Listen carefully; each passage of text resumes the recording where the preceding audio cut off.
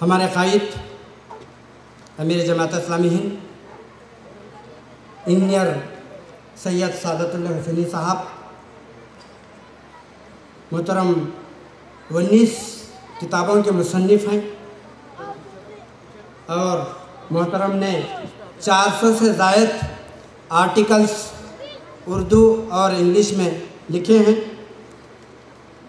آپ کی جو اہم تصانیف ہیں جس میں بدلتی ہوئی دنیا اور اسلامی فکر، مابعد جدیدیت اور اسلام، مسلم امت راستہ اور منزل، اقامت دین کی شاہراہ، یہ تازہ شمارہ مسلم امت راستہ اور منزل آئی ہوئی ہے امیر جماعت کی۔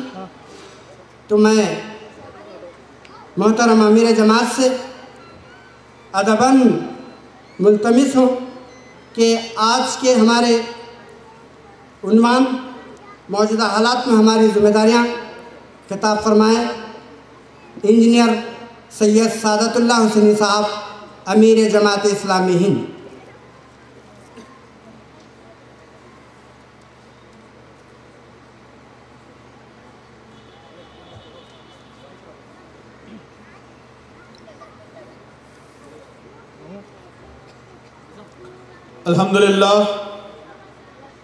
الحمدللہ الذی کان بعبادہ خبیرا بصیرا، تبارک الذی جعل فی السماء بروجا وجعل فیہا سراجا وقمرا منیرا، والصلاة والسلام علی رسولہ الذی ارسل بالحق بشیرا ونذیرا وداعیا الی اللہ باذنہ وسراجا منیرا، وعلى آلہ واصحابہ والتابعین ومن تبعهم بإحسان إلى يوم الدین۔ فاعوذ باللہ من الشیطان الرجیم، بسم اللہ الرحمن الرحیم۔ لقد کان لکم فیہم اسوۃ حسنۃ لمن کان یرجو اللہ والیوم الآخر ومن یتول فإن اللہ هو الغنی الحمید۔ عسى الله أن يجعل بينكم وبين الذين عاديتم منهم مودة والله قدير والله غفور رحيم۔ صدق الله العظيم۔ رب اشرح لي صدري ويسر لي أمري واحلل عقدة من لساني يفقهوا قولي۔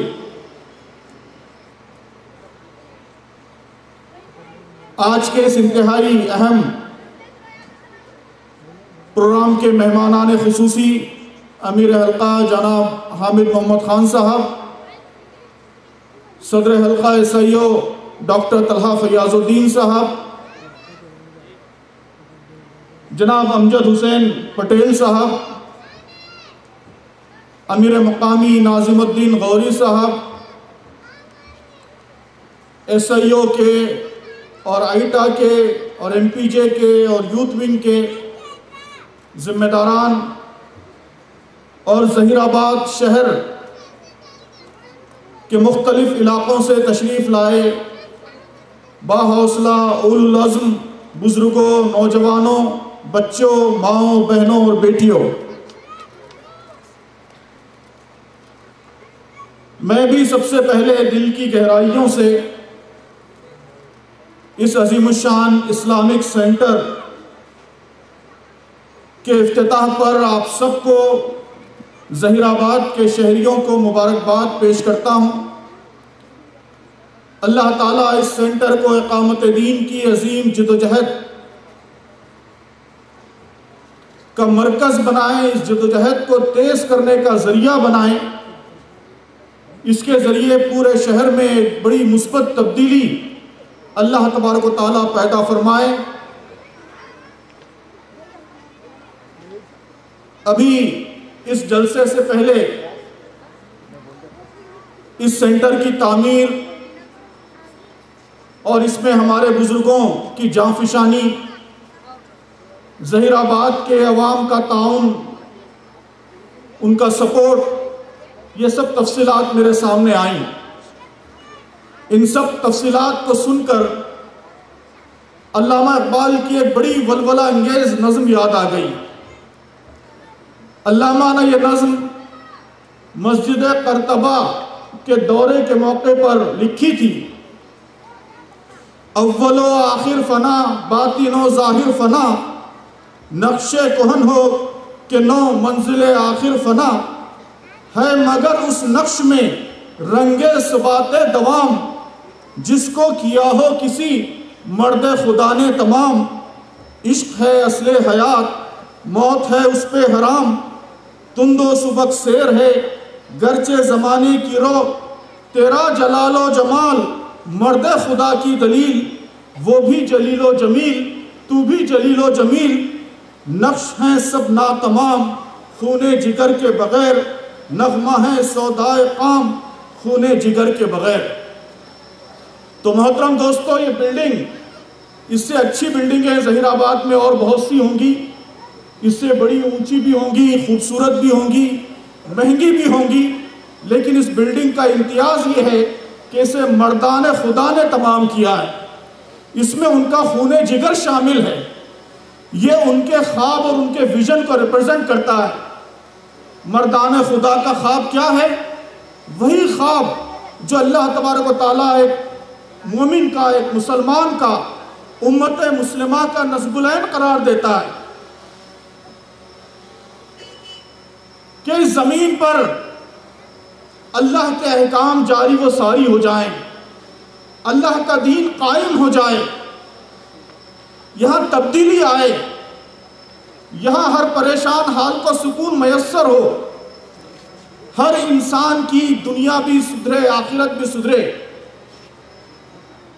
جن لوگوں نے یہاں، ہمارے مرحومین کا بھی ذکر آیا، انہوں نے یہاں اس عظیم اس سینٹر کی بنا ڈالی، اس کا خواب دیکھا، تو اس جذبے کے ساتھ خواب دیکھا کہ وہ ظہیر آباد کو ایک مثالی بستی بنائیں گے، یہاں بیٹھ کر کام کریں گے اور نتیجہ ظہیر آباد کی گلی کوچوں میں ظاہر ہوگا۔ ہماری اگلی نسل زیادہ تعلیم یافتہ ہوگی، ہماری اگلی نسلیں زیادہ باشعور ہوں گی، دین پر عمل کرنے والی ہوں گی، دین کی نمائندہ، دین کی ریپرزنٹیٹیو بنیں گی، ظہیر آباد میں دین کے ایمبیسیڈرز بن کر یہاں سے نکلیں گے، دین کے سفیر نکلیں گے، جو یہاں نبی رحمت صلی اللہ علیہ وسلم کے پیغام رحمت کو عام کریں گے، ایک ایک انسان کے دل پر دستک دیں گے، ان کے دلوں کو فتح کریں گے، ان کے دماغوں کو فتح کریں گے، اور ایک خوشگوار تبدیلی، ایک حسین تبدیلی، ایک خوبصورت تبدیلی ظہیر آباد کی سرزمین پر یہاں بیٹھ کر بپا کی جائے۔ تو محترم دوستو، اینٹ اور پتھر کی اس عمارت کی کوئی اہمیت نہیں ہے، اس خواب کی اہمیت ہے، ان آرزوؤں، ان تمناؤں کی اہمیت ہے۔ آج کا یہ افتتاح اس اینٹ پتھر کی عمارت کا افتتاح نہیں ہے، بلکہ ظہیر آباد کو بدلنے کے ایک ویژن کا افتتاح ہے، ایک خواب کا افتتاح ہے، ایک پروگرام کا افتتاح ہے۔ تو آپ نے جس حوصلے کے ساتھ اور جس طرح آگے بڑھ کر جوش و خروش کے ساتھ اس عمارت کو کھڑے کرنے میں اپنا رول ادا کیا ہے، اب آئیے افتتاح کی اس مجلس میں عزم کریں کہ اس عمارت کے ساتھ جو خواب، جو آرزویں، جو تمنائیں وابستہ ہیں، ان کے حصول میں بھی ہم ظہیر آباد کے عوام اسی طرح آگے بڑھ کر حصہ لیں گے۔ ہمارے بزرگوں کے خوابوں کی تعبیر ہم بنیں گے، ان کی آرزوؤں، ان کی تمناؤں کو ہم مکمل کریں گے، اسے اینٹ پتھر کا ایک ڈھانچہ بنا رہنے نہیں دیں گے، بلکہ اسے تبدیلی کی ایک علامت بنائیں گے، چینج کا سمبول اسے بنائیں گے۔ یہ ہم یہاں سے عزم کر کے اٹھیں۔ محترم دوستو، میرے لیے آج موضوع دیا گیا ہے کہ ملک کے حالات کیا ہیں اور اس میں ہم کیا کر سکتے ہیں، ہمارے لیے ہماری ذمہ داریاں کیا ہیں، ہمارا لاہ عمل کیا ہے۔ تو دوستو، حالات کیا ہیں؟ حالات کو دیکھنے کا ایک زاویہ یہ ہے کہ حالات کی جب بھی بات آتی ہے لوگ رونا شروع کر دیتے ہیں کہ حالات بہت سخت ہیں، بہت پریشان کن ہیں، ساری دنیا میں مسلمان پیسے جا رہے ہیں اور ان پر حالات تنگ ہو رہے ہیں، بد سے بدتر ہو رہے ہیں، وغیرہ وغیرہ۔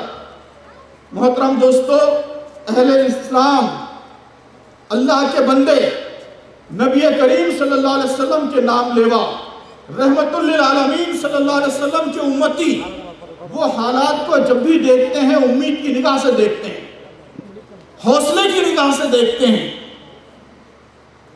وہ یہ نہیں دیکھتے کہ حالات کیسے ہیں، خراب ہیں، کیا ہیں، وہ یہ دیکھتے ہیں کہ آنے والا مستقبل کیسا ہونا چاہیے، راستے کیا موجود ہیں جن پر چل کر ہم دنیا کو بہتر بنا سکتے ہیں، ہم دنیا کی تعمیر کر سکتے ہیں۔ یہ اہل ایمان کا دیکھنے کا انداز، ان کا دیکھنے کا اینگل ہوتا ہے۔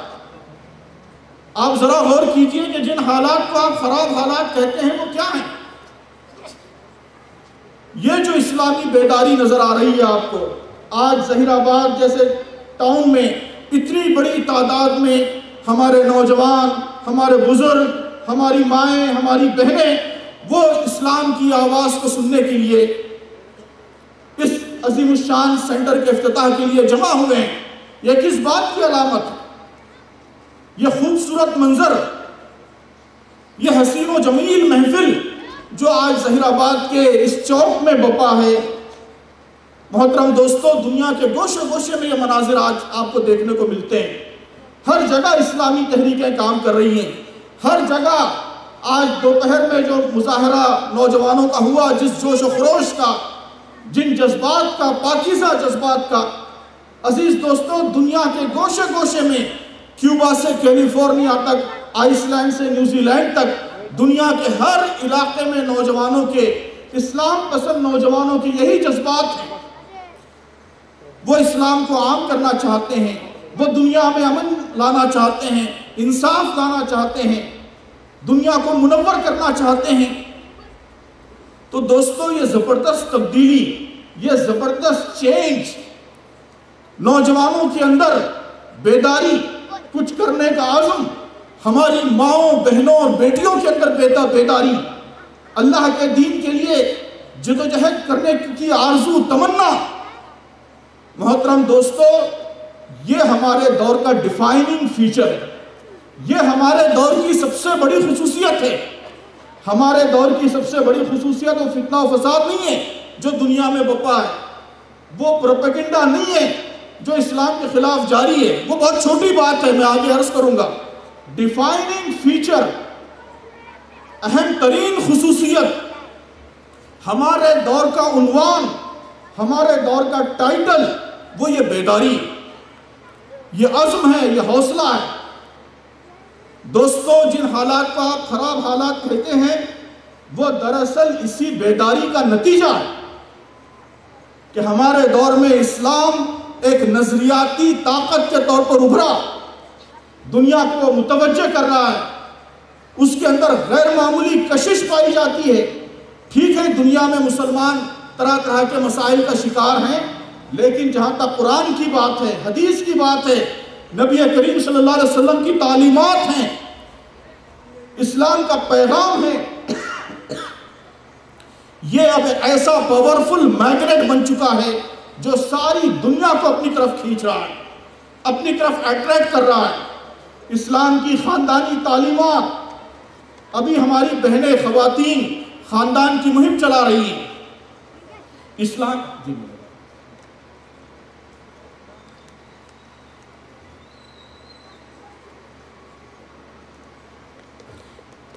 کی تعلیمات،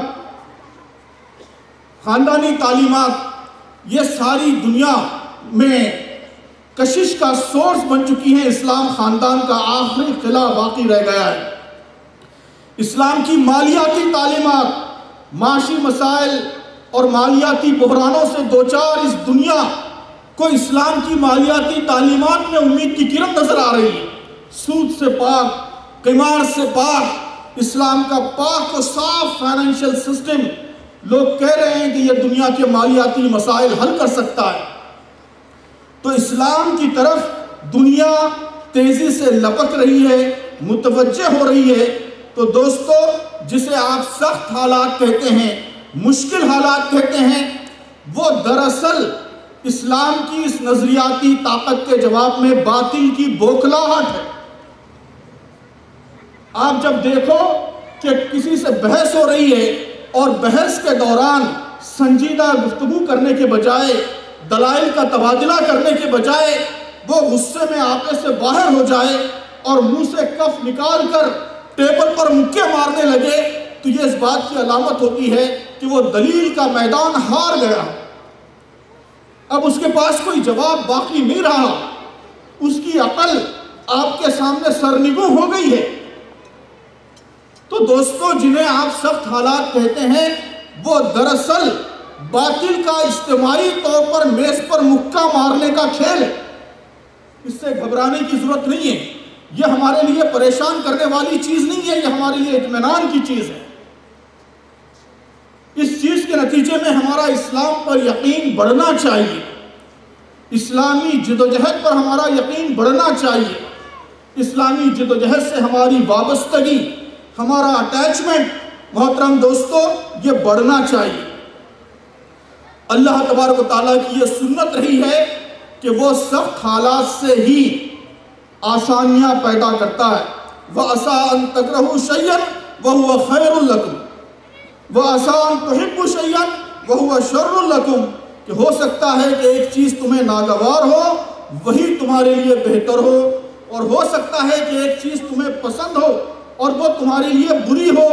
إِنَّ رَبِّي لَطِيفٌ لِمَا يَشَاءُ إِنَّهُ هُوَ الْعَلِيمُ الْحَكِيمُ، واقعہ یہ ہے کہ میرا رب غیر محسوس تدبیروں سے اپنی مشیت پوری کرتا ہے، وہ علیم اور حکیم ہے۔ ہم نہیں جانتے کہ ان مشکل حالات کے وطن سے اللہ تبارک و تعالی ہمارے لیے کیا حالات پیدا کرنے والا ہے۔ حضرت سیدنا یوسف علیہ السلام کو جب کنعان کے اندھے کنویں میں پھینک دیا گیا، جہاں دور دور تک کوئی آدمزاد نہیں تھا، تو کون یہ کہہ سکتا تھا کہ کنعان کا یہ اندھا کنواں سیدنا یوسف علیہ السلام کے لیے مصر کے تاج و تخت کی پہلی سیڑھی، پہلا زینہ ہے۔ دوسرا زینہ وہ قید خانہ تھا جہاں انہوں نے زندگی کی کئی بہاریں تنگ و تاریک کوٹھریوں میں گزار دی۔ اللہ تعالیٰ نے ان حالات سے گزار کر انہیں مصر کے تاج و تخت کا وارث بنا دیا۔ پوری اسلامی تاریخ اسی قسم کے واقعات سے بھری ہوئی۔ تو دوستو، حالات کو امید کی نگاہ سے دیکھیے، اس یقین کے ساتھ دیکھیے کہ سَيَجْعَلُ اللَّهُ بَعْدَ عُسْرٍ يُسْرًا، کہ اللہ تعالیٰ ہر مشکل کے بعد آسانی پیدا کرتا ہے۔ تو یہ وہ عسر ہے جو ایک عظیم یسر کی، ایک عظیم آسانی کی بشارت دینے والا ہے۔ دلیل صبح روشن ہے، ستاروں کی تونک تابی، افق سے آفتاب ابھرا، گیا دورے گرا خوابی، کہ جب رات میں مسافر سفر کرتے تھے پرانے زمانے میں، تو رات میں چلتے چلتے جب ان کو محسوس ہوتا تھا کہ رات انتہائی تاریک ہو گئی ہے، ہاتھ کو ہاتھ سجائی نہیں دے رہا ہے اور تاریکی اپنے شباب پر پہنچ چکی ہے، تو یہ اس بات کی علامت ہوتی تھی کہ صبح قریب ہے، ان قریب سورج نکلنے والا ہے، چند منٹوں کے بعد سحر طلوع ہونے والی ہے۔ تو عزیزان گرامی، حالات کو اس اینگل سے دیکھیے، اور اس اینگل سے دیکھیے کہ ہر حالات میں اللہ تبارک و تعالیٰ نے ہم کو کرنے کے کام بتائے ہیں، ان کاموں کو ہم کرتے رہیں گے تو انشاءاللہ حالات بھی بہتر ہوں گے، اور مشکل حالات سے ہی اللہ تبارک و تعالیٰ مواقع پیدا کرے گا، اپورچونٹیز پیدا کرے گا۔ تو سوال یہ ہے کہ ان حالات میں ہم کو کیا کام کرنا ہے، کیا کام کرنا ہے، کیا ذمہ داریاں ہیں ہماری۔ تو محترم دوستو، بہت ہی اختصار کے ساتھ میں 5 اہم باتوں کی طرف آج کی اس محفل میں توجہ دلانا چاہتا ہوں۔ 5 نکاتی پروگرام، 5 پوائنٹ پروگرام، اگر ہم سب پورے یقین کے ساتھ اس پروگرام کو امپلیمنٹ کرنے میں لگ جائیں تو انشاءاللہ یہ مشکلات، یہ چیلنجز، یہ مواقع میں تبدیل ہوں گے، اپورچونٹیز میں بدلیں گے، ایک نئی صبح کا پیش خیمہ بنیں گے۔ کیا ہیں 5 باتیں؟ میں مختصراً ان 5 باتوں کی طرف اشارہ کرتے ہوئے اپنی گفتگو مکمل کروں گا۔ محترم دوستو، پہلی بات وہی ہے جس کی طرف ابھی امیر حلقہ محترم حامد محمد خان صاحب اشارہ فرما رہے تھے۔ دعوت دین، برادران وطن سے ربط، یہ ہمارا سب سے اہم کام ہے۔ اور اس ملک میں جو حالات ہیں، جو مسائل ہیں، جو مشکلات ہیں، اس کا سولوشن، اس کا حل بھی یہی ہے۔ حل کا ایک بڑا حصہ اس بات سے تعلق رکھتا ہے کہ ہم کیسے برادران وطن سے تعلقات استوار کرتے ہیں، ان کے ذہنوں کو بدلتے ہیں، پبلک اوپینین کو بدلتے ہیں، اسلام کے تعلق سے جو منفی فضا پیدا ہو گئی ہے اس فضا کو بدلتے ہیں۔ تو دعوت دین کا کام یہ ہر حالت میں کرنے کا کام ہے۔ یہ نغمہ فصل گل و لالا کا نہیں پابند، بہار ہو کہ خزاں لا الہ الا اللہ، کہ ہر حال میں ہم کو یہ کام کرنا ہے۔ لیکن اس وقت کے حالات میں، موجودہ حالات میں محترم دوستو، اس کام کی اہمیت کئی لحاظ سے بڑھ گئی۔ سب سے پہلی بات تو یہ محترم دوستو، آپ کی یہ کور اسٹرینتھ ہے، اسلام کی دعوت، اسلام کا پیغام۔ میں ہمیشہ کہتا ہوں کہ یہ امت مسلمہ کی کور اسٹرینتھ ہے۔ آپ کا شہر ظہیر آباد تاجروں کا شہر ہے، آپ اچھی طرح جانتے ہیں کور اسٹرینتھ کا کیا مطلب ہوتا ہے، کہ تاجر جب تجارت کرتا ہے اور تجارت کا منصوبہ بناتا ہے تو وہ یہ دیکھتا ہے کہ اس کی کور اسٹرینتھ کیا ہے، اس کی اصل طاقت کیا ہے، اس پر اپنی ساری توانائی لگا دیتا ہے۔ اگر وہ مارکیٹنگ میں اچھا ہے تو ایسا منصوبہ بنائے گا جس میں مارکیٹنگ سے زیادہ نفع کمائے۔ اگر اس کے 10 کمپنی چلا رہا ہے، 10 پروڈکٹ ہیں، اس میں سے ایک پروڈکٹ کو زیادہ مارکیٹ میں قابل قبول ہے، زیادہ مارکیٹ میں پسند کیا جاتا ہے، تو وہ اس کی کور اسٹرینتھ ہے۔ وہ اپنا سرمایہ، پیسہ، توانائی زیادہ سے زیادہ اس پروڈکٹ پر لگائے، اسے کور اسٹرینتھ کہتے ہیں۔ تو محترم دوستو، امت مسلمہ کی کور اسٹرینتھ کیا ہے؟ آپ بزنس میں پیچھے ہیں، آپ تعلیم میں پیچھے ہیں، کوشش کرنی چاہیے تعلیم میں آگے بڑھنے کے لیے، لیکن کئی نسلوں تک بھی آپ کام کریں گے تو دوسروں کا مقابلہ کرنا آسان نہیں ہے۔ آپ تعلیم میں پیچھے ہیں، بزنس میں پیچھے ہیں، معیشت میں پیچھے ہیں، یہ آپ کی اسٹرینتھ نہیں ہے۔ آپ کی اسٹرینتھ کیا ہے؟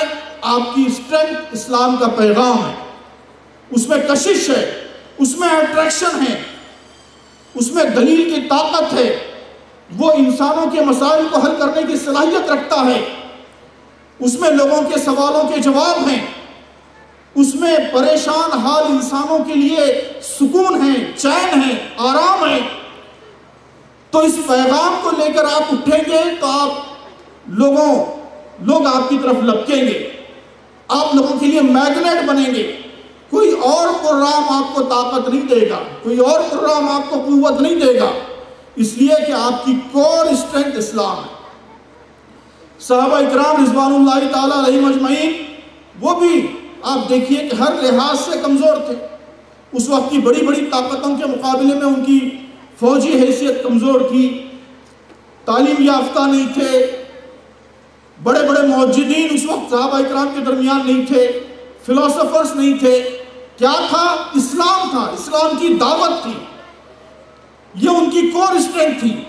تو اس کو لے کر اس کو انہوں نے سینے سے لگایا، اس کی دعوت کو اپنا مشن بنایا، اس کی دعوت کو اپنی زندگی کی سب سے بڑی دلچسپی بنایا، تو پھر وہ چھاتے چلے گئے، پھر انہوں نے دل بھی فتح کیے، دماغ بھی فتح کیے۔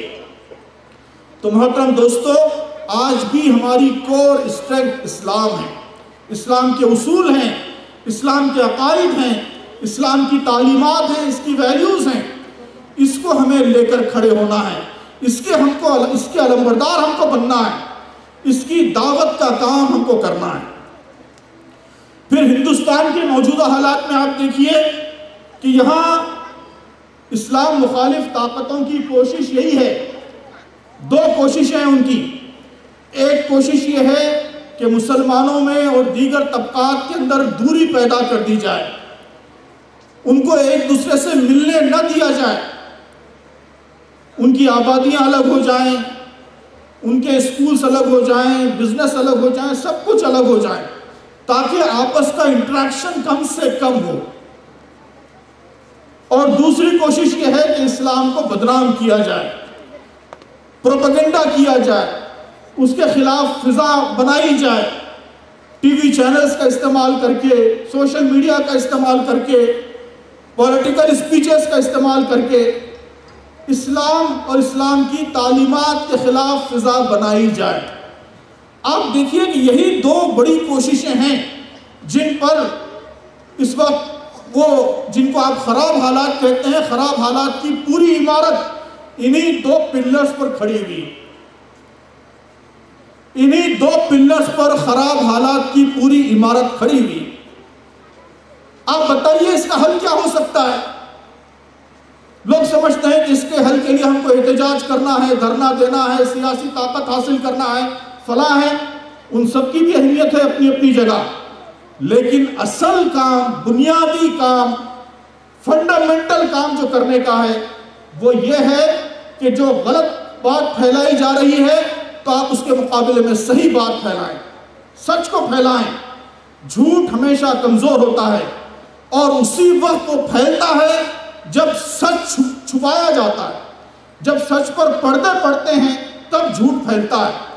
اگر آپ سچ پھیلانے کے لیے کھڑے ہو جائیں گے تو پھر جھوٹ چاہے کتنی ہی بڑی طاقت کے ساتھ آئے، کتنے ہی بڑے بڑے میڈیا ہاؤسز کے ساتھ آئے، سوشل میڈیا کی کیسی ہی لمبی چوڑی فوج کے ساتھ آئے، سچ پھیلانے کا عزم رکھنے والے چند لوگ بھی اگر کھڑے ہو جائیں تو پھر جھوٹ ان کا مقابلہ نہیں کر سکتا۔ انسانی فطرت سچائی کو پسند کرتی ہے، سچائی کو قبول کرتی ہے۔ ضرورت صرف کھڑے ہونے کی ہے کہ ہم کھڑے ہوں سچ پھیلانے کے لیے۔ اسلام کیا ہے یہ ہم بتائیں لوگوں کو۔ ظہیر آباد کے ہمارے بھائیوں کو، بہنوں کو اسلام کیا ہے یہ میڈیا سے معلوم نہ ہو بلکہ ہمارے ذریعے معلوم، ہمارے ذریعے معلوم ہو کہ اسلام کیا ہے، ہمارے ذریعے معلوم ہو کہ اسلام میں عورت کا مقام کیا ہے، ہمارے ذریعے معلوم ہو کہ نبی کریم صلی اللہ علیہ وسلم، درود و سلام ہو آپ پر، آپ کی شخصیت رحمت للعالمین کی شخصیت کتنی عظیم شخصیت تھی، انسانیت کے ان پر کتنے احسانات ہیں، ظہیر آباد میں رہنے والے عام انسانوں پر بھی اللہ کے رسول کے کتنے احسانات ہیں، یہ ہم بتائیں، میڈیا سے معلوم نہ ہو۔ یہ فضا ہم کو بنانے کی کوشش کرنی ہے، اسے ہی ہم دعوت دین کا کام کہتے ہیں۔ یہ کام ہر ایک کو کرنا ہے، نوجوانوں کو کرنا ہے، بوڑھوں کو کرنا ہے، خواتین کو کرنا ہے، تاجروں کو کرنا ہے، ملازمین کو کرنا ہے، سیاستدانوں کو کرنا ہے، ہر ایک کو یہ کام کرنا ہے کہ اسلام کا صحیح پیغام، صحیح میسیج، اس کی صحیح تعلیمات ہم کمیونیکیٹ کریں، لوگوں کو ہمارے ذریعے اسلام سمجھ میں آئے۔ عزیزان گرامی، یہ لاجیکلی بھی سمجھ میں آتا ہے کہ یہی اس ملک میں حالات کو بہتر بنانے کا سب سے اہم، سب سے کارگر نسخہ ہے، اور قرآن و حدیث بھی ہم کو یہی کہتے ہیں۔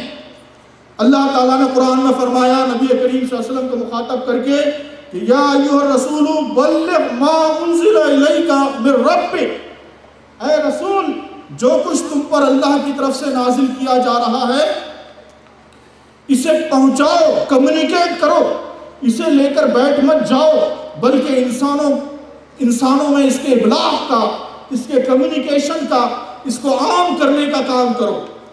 وَإِن لَّمْ تَفْعَلْ فَمَا بَلَّغْتَ رِسَالَتَهُ، اگر تم نے یہ کام نہیں کیا تو رسالت کا حق ادا نہیں کیا۔ اس کے بعد محترم دوستو، قرآن جو دو جملے کہہ رہا ہے، اور ان دو جملوں میں یہاں جتنے لوگ بیٹھے ہیں ان کے ذہن کی سب سے بڑی الجھنوں کا جواب موجود ہے۔ اس وقت ہماری سب سے بڑی الجھن یہی ہے نا کہ حالات کیسے بہتر ہوں، مسائل کیسے حل ہوں، جو چیلنجز درپیش ہیں ان چیلنجز کا کیسے سامنا ہو، یہی ہم یہاں بیٹھے ہوئے ہر آدمی کی الجھن ہے۔ اس الجھن کا جواب قرآن یہ دیتا ہے کہ وَاللَّهُ يَعْصِمُكَ مِنَ النَّاسِ، کہ کہ یہ کام کرو گے تم تو پھر کیا ہوگا؟ پھر اللہ تعالیٰ انسانوں کے مقابلے میں تمہاری مدد کرے گا، تمہاری پشت پر کھڑا ہو جائے گا، پھر اللہ کی طاقت تمہارے ساتھ شامل حال ہوگی۔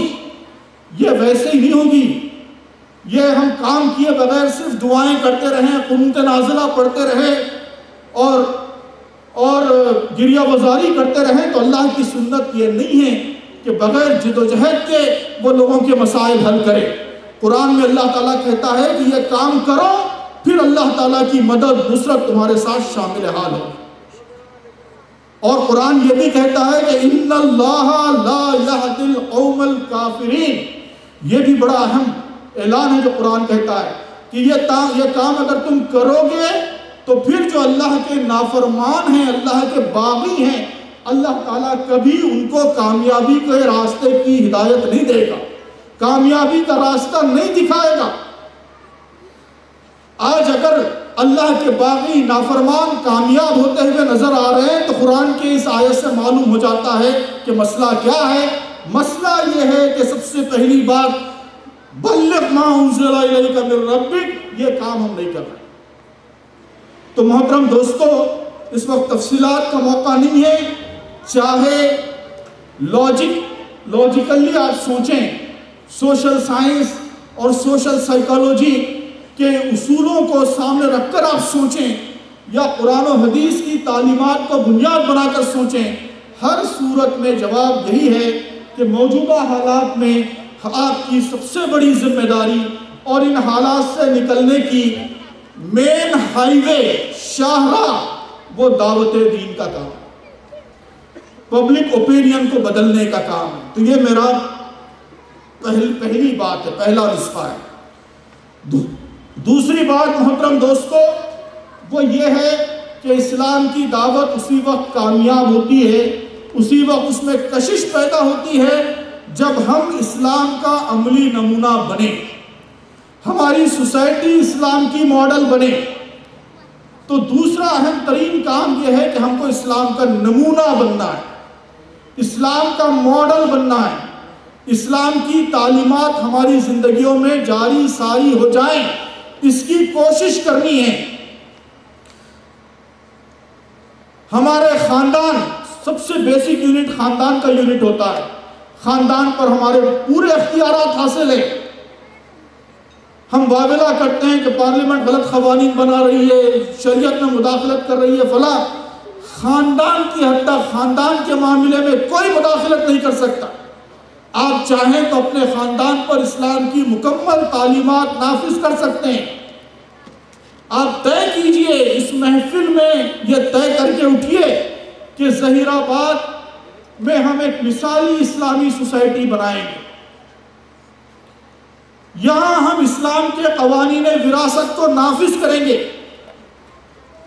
کل اگر سوال آ جائے کہیں عدالت میں، پریس میں، میڈیا میں کہ یہ سب قوانین جو قرآن و حدیث کے حوالے سے بتائے جا رہے ہیں، میراث کے اور انہیریٹنس کے، ہندوستان میں کہیں اس پر عمل بھی ہوتا ہے، کہیں لوگ اسے پریکٹیکلی امپلیمنٹ بھی کرتے ہیں، یہ سوال اٹھے گا کل، تو ہم یہ جواب دینے کی پوزیشن میں ہوں کہ آئیے ظہیر آباد، یہاں مکمل طور پر یہ قوانین امپلیمنٹ ہوتے ہیں، یہاں کے ہر گھر میں وراثت اسلامی شریعت کے مطابق تقسیم ہوئی ہے، آ کر دیکھیے، یہاں کا ہر نکاح اسلامی قانون کے مطابق، اسلامی تعلیمات کے مطابق سادگی کے ساتھ ہوا ہے، آ کر دیکھیے۔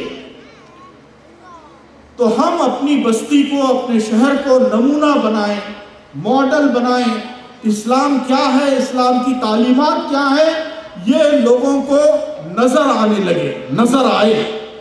کتاب میں پڑھنے کو ملتی ہے، تقریر میں سننے کو ملتی ہے، کوئی بستی ایسی ہو جہاں دکھائی دے۔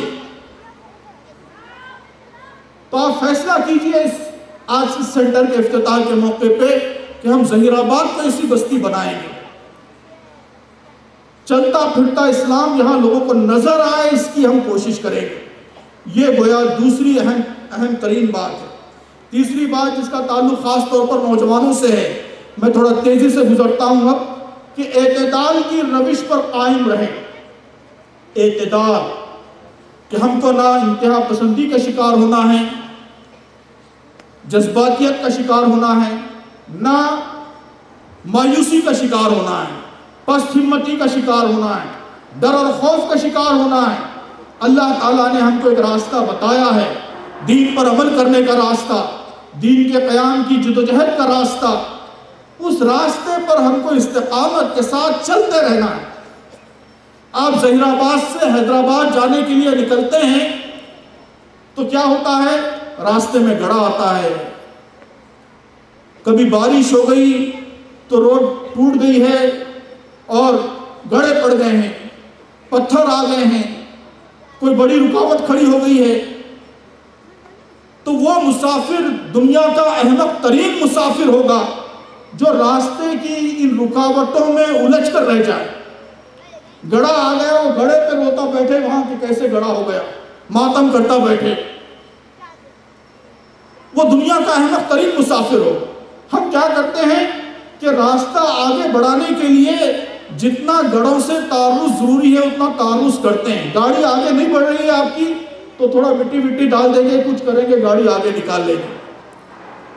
کوئی بڑی رکاوٹ آ گئی ہے، درخت گر گیا ہے، گاڑی پاس ہونا ممکن نہیں ہے تو آس پاس کے لوگوں کو بلا کر درخت ہٹا دیں گے، گاڑی آگے لے جائیں گے۔ اس لیے کہ آپ کا جو اصل مطمع نظر ہے، آپ کی جو نگاہ ہے وہ حیدرآباد پہ ٹکی ہوئی ہے، وہاں آپ کو پہنچنا ہے، وہ آپ کی منزل ہے۔ یہ تو چھوٹی موٹی چیزیں ہیں، ان میں الجھنا آپ کا کام نہیں۔ تو محترم دوستو، امت مسلمہ کے لیے یہ سب مسائل، یہ ایسے ہی راستے کی چھوٹی چھوٹی رکاوٹیں، ان میں ہم کو الجھ کر نہیں رہنا ہے، ان سے مایوس نہیں ہونا ہے، ان سے پریشان نہیں ہونا ہے۔ ہماری نگاہیں ہماری منزل پر ٹکانی ہے کہ اللہ کے دین کا قیام، اس کی عظمت، یہ ہماری منزل ہے۔ اس دنیا کو عدل و انصاف کا گہوارہ بنانا، یہ ہماری منزل ہے۔ ہم ایک اونچی امت ہیں، ایک بلند مقام ہم کو ملا ہے، ایک بلند کام، ایک بلند نصب العین کے ساتھ ہم دنیا میں بھیجے گئے ہیں۔ چھوٹی چیزوں میں الجھ کر ہم اپنی توانائیاں ضائع نہیں کریں گے، ہم اپنی منزل پر نگاہیں ٹکا کر آگے بڑھتے رہیں۔ تو میری نوجوانوں سے تیسری اہم گزارش یہی ہے۔ چوتھی گزارش محترم دوستو، اتحاد اور اتفاق کی ہے۔ اب اس وقت جو ہے یہ بہت کامن نعرہ، کامن سلوگن بن گیا ہے، سب لوگ اتحاد کی، اتفاق کی باتیں کر رہے ہیں، لیکن دوستو اتحاد، اتفاق عارضی بنیادوں پہ اپنے تحفظ کے لیے، اپنے پروٹیکشن کے لیے، یہ تو جانور بھی کرتے ہیں، جانوروں پر بھی حملہ ہو جائے تو متحد ہو جاتے ہیں۔ تو ہمارے اتحاد کی بنیاد اتنی عارضی نہیں ہوگی۔ یہاں علماء اکرام بھی تشریف فرما ہیں، دانشوران بھی تشریف فرما ہیں۔ ہم کو اس امت کے مقصد، اس کے نصب العین کے لیے متحد ہونا ہے۔ ابھی تک میں نے جتنی باتیں کہی ہیں، دوستو آپ بتائیے کون سا مسلمان اس سے اختلاف کر سکتا ہے؟ وہ کسی بھی مسلک کا ہو، کسی بھی جماعت سے اس کا تعلق ہو، اللہ کے بندوں تک اللہ کا دین پہنچنا چاہیے، اس سے کس کو اختلاف ہو سکتا ہے؟ امت مسلمہ ایک مثالی امت بننی چاہیے، اس سے کس کو اختلاف ہو سکتا ہے؟ تو ان موٹی موٹی باتوں پر، ان 5 باتوں پر ہم متحد ہو جائیں، اس کے لیے ہم مل جل کر کام کریں۔ دوستو ہم کو اس کی کوشش کرنی ہے۔ 5ویں بات محترم دوستو، نوجوانوں، ماؤں، بہنوں، بیٹیوں، میں آپ سب سے درخواست کرتا ہوں کہ اللہ کے نبی صلی اللہ علیہ وسلم نے سخت حالات، مشکل حالات، یا جنہیں میں نے کہا کہ ایسے آزمائشی حالات جو دراصل مواقع پیدا کرتے ہیں، اپارچونٹیز پیدا کرتے ہیں، تو ایسے حالات کے سلسلے میں اللہ کے نبی صلی اللہ علیہ وسلم نے ایک بڑی اہم نصیحت ہم کو فرمائی۔ اس نصیحت کو ہم حرز جاں بنا لیں۔ اللہ کے نبی صلی اللہ علیہ وسلم نے ایک دفعہ صحابہ اکرام کی محفل میں فرمایا، الا انہا ستکون فتنہ، کہ خبردار، وارننگ، آگاہ ہو جاؤ، بہت بڑا فتنہ برپا ہونے والا ہے۔ اللہ کے نبی صلی اللہ علیہ وسلم نے فرمایا، صحابہ اکرام چونک گئے، کان کھڑے ہو گئے۔ حضرت علی رضی اللہ تعالیٰ عنہ آگے بڑھے، فرمایا مل مخرج منہا یا رسول اللہ، اے اللہ کے رسول، بڑا فتنہ پیدا ہو جائے تو پھر ایگزٹ روٹ کیا ہے، اس سے نکلنے کا راستہ کیا ہے، مخرج کیا ہے، بتائیے۔ اللہ کے نبی صلی اللہ علیہ وسلم نے جو جواب دیا، وہی جواب آج میری 5ویں گزارش ہے۔ آپ صلی اللہ علیہ وسلم نے جواب دیا کہ مخرج، ایگزٹ روٹ یہ ہے کہ کتاب اللہ فیہ خبر ما قبلکم ونبع ما بعدکم وحکم ما بینکم وهو الصراط المستقیم وهو الذکر الحکیم وهو حبل اللہ المتین، کہ اللہ کی کتاب قرآن مجید یہی ایگزٹ روٹ ہے، یہی راستہ ہے، اس کو پکڑ لو، اس میں پہلوں کے حالات بھی ہیں، تم سے بات کی خبریں بھی ہیں، تمہارے جھگڑوں کا فیصلہ بھی ہے، یہی سیدھا راستہ ہے، یہ حکمت پر مبنی بیان ہے، اس میں سلوشنز بھی ہیں، ان میں مسائل کا حل بھی ہے، اس میں مشکلات میں آگے بڑھنے کا راستہ بھی ہے، اور یہی اللہ کی مضبوط رسی ہے۔ تو محترم دوستو، قرآن مجید سے ہم اپنے تعلق کو مضبوط کریں، قرآن سے پوچھیں، ہم سیاسی قائد سے نہ پوچھیں، دانشور سے نہ پوچھیں، یہ نہ دیکھیں کہ مظالم کا مقابلہ امریکہ کے کالوں نے کیسے کیا اور فلاں نے کیسے کیا اور فلاں نے کیسے کیا۔ قرآن سے پوچھیں کہ راستہ کیا ہے، ہم کیسے آگے بڑھیں، ہمارے لیے کامیابی کی شاہراہ کیا ہے، جو قرآن بتائے اس پر عمل کریں، اس راستے کو دانتوں سے پکڑ لیں۔ میں نے جو 5 نکات بیان کیے ہیں، جو راستہ بتایا ہے، محترم دوستو، یہ قرآن ہی کا بتایا ہوا راستہ ہے، قرآن ہی ہماری یہ رہنمائی کرتا ہے۔ تو دوستو، یہ سب باتیں بڑی بڑی باتیں نہیں ہیں نیشنل انٹرنیشنل لیول کی، یہ ہر بستی، ہر گلی، ہر گاؤں، ہر کوچے میں کرنے کی بات ہے۔ میں ہمیشہ اس کی طرف متوجہ کرتا ہوں کہ چھوٹے چھوٹے کام لیجئے، بڑے کام نہیں، چھوٹے چھوٹے کام لیجئے، ان کاموں کو پورا کیجئے۔ ہندوستان میں مسلمان اور غیر مسلم کا ریشیو 1:6 کا ہے۔ میں ہمیشہ طلبہ تنظیم کے زمانے سے یہ گزارش کرتا آ رہا ہوں کہ اگر آج ہندوستان کے سارے مسلمان یہ طے کر لیں، ظہیر آباد کے عوام طے کر لیں، آپ سب یہ طے کر لیں کہ ہم آئندہ 4-5 برسوں میں 5-6 برادران وطن کا ذہن اسلام کے بارے میں صاف کر دیں گے، ان کی غلط فہمیاں دور کر دیں گے، پروپیگنڈے کا منفی اثر ان کے ذہن سے ختم کر دیں گے، ان کے دل میں اسلام کے لیے نرم گوشہ پیدا کر دیں گے۔ مرد طے کریں کہ ہم 5 مردوں میں کریں گے، نوجوان طے کریں کہ ہم 5 نوجوانوں میں کریں گے، طلبہ طے کریں کہ ہم 5 طلبہ میں کریں گے، خواتین طے کریں کہ ہم 5 خواتین میں کریں گے۔ 5 سال کے بعد آپ کا ظہیر آباد اسلاموفوبیا، اسلام کے بارے میں مس انڈرسٹینڈنگ، اسلام کے بارے میں غلط فہمی سے پاک شہر ہو جائے گا۔ کوئی میڈیا، سوشل میڈیا اثر انداز نہیں ہوگا۔ میڈیا، سوشل میڈیا وہی اثر انداز ہوتا ہے جہاں انسانوں کا راست رابطہ نہیں ہوتا۔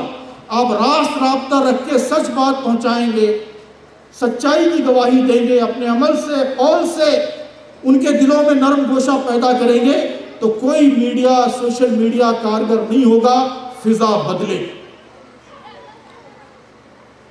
تو یہ چھوٹے چھوٹے ہم ٹارگیٹ لیں اور اس کو پورا کرنے کا انتظام کریں۔ تو محترم دوستو، یہ سینٹر آپ سب کا سینٹر ہے، پوری امت کا سینٹر ہے۔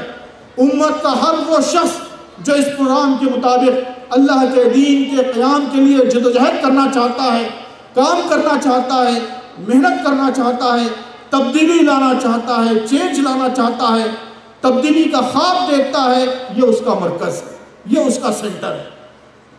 انشاءاللہ جماعت کے کارکنان ہر ممکن آپ کا تعاون کریں گے، ہر ممکن وسیلہ فراہم کرنے کی کوشش کریں گے۔ ہم اس شہر کو مثالی شہر بنائیں، یہاں تبدیلی لائیں، یہاں چینج لائیں، اس کے لیے ہم کوشش کریں۔ یہی آج کے اس خطاب عام کا اصل پیغام ہے۔ اگر انشاءاللہ ہم سب اس جذبے کے ساتھ اٹھیں گے، محنت کے جذبے کے ساتھ اٹھیں گے، کام کے جذبے کے ساتھ اٹھیں گے، اپنا رول، میرا جو رول ہے وہ رول ادا کرنے کا جذبہ لے کر، اس کا ارادہ کر کے ہم اٹھیں گے، تو انشاءاللہ تبدیلی آئے گی، اللہ کی مدد اور نصرت ضرور شامل حال ہوگی۔ ربنا لا تجعلنا فتنة للذین کفروا واغفر لنا ربنا انک انت العزیز الحکیم وآخر دعوانا ان الحمد للہ رب العالمین۔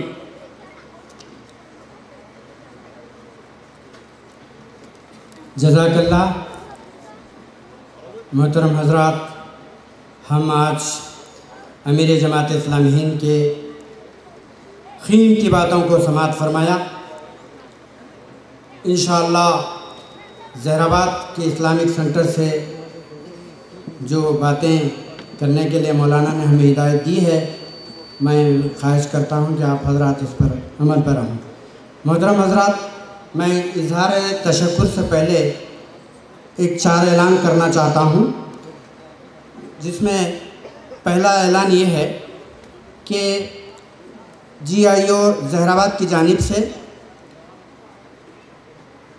افتتاح اسلامک سینٹر کے اس پر مسرت موقع پر وہ بھی امیر جماعت اور امیر حلقہ کو مومنٹوز پیش کر رہے ہیں، امیر مقامی اور ناظم ضلع کی طرف۔